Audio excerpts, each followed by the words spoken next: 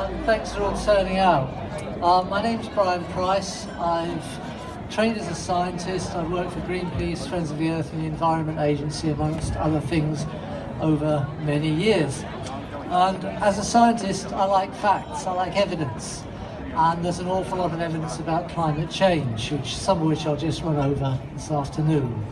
Now, politicians of some persuasions try and rubbish the science behind climate change, usually because they think they'll lose votes if they do something about it, or because the businesses that support them will lose money.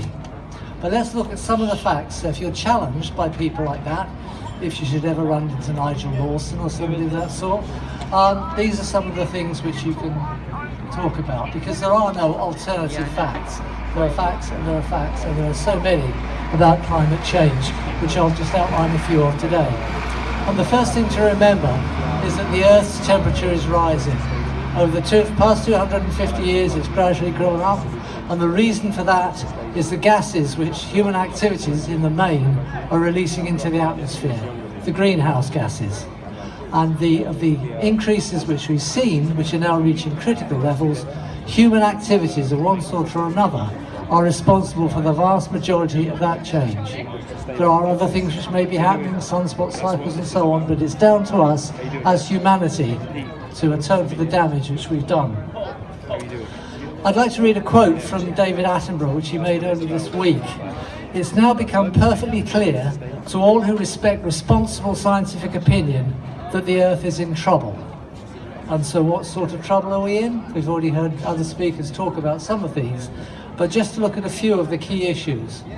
The deserts are spreading in hotter parts of the world, which means there is less land to grow food on and less water with which to grow it. Sea level is rising. The polar ice caps are melting, and that aggravates rising sea level. As the ice melts, more heat is retained in the atmosphere because less is reflected back into space, which means that global warming continues. We talk about climate change deliberately because we used to talk about global warming. It's not just that bits of the Earth are getting warmer, other bits are getting colder, they're getting wetter.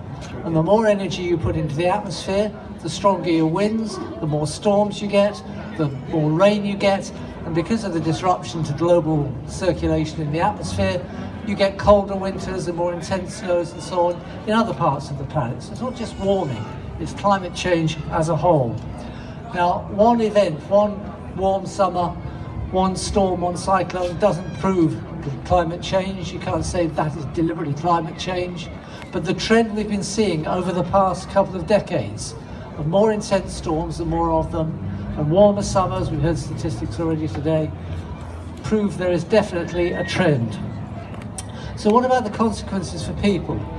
We've heard a very eloquent speech earlier on about the effects on ecosystems generally, but most people are concerned about what's happening to them or what's going to happen to them. Well, the first thing which is going to happen is going to be a lot more migration. If you can't grow food, you'll move to somewhere where you can. So more people will be moving from these areas which are badly affected to less badly affected areas such as Europe. Coastal flooding will increase. Most big cities are at or very close to sea level, so we'll be looking at a lot of flood damage. There'll be a lot more deaths and damage from extreme weather conditions, cyclones, hurricanes, etc. And insect-borne diseases will proliferate. We'll hear more about insects in a minute, but recent reports have shown that mosquito-borne diseases are going to be spreading as a result of climate change, and also waterborne diseases. After a hurricane, the sewage system goes down, so you get cholera, which is what we're getting already with this storm Idai, which has been hitting Africa in recent weeks.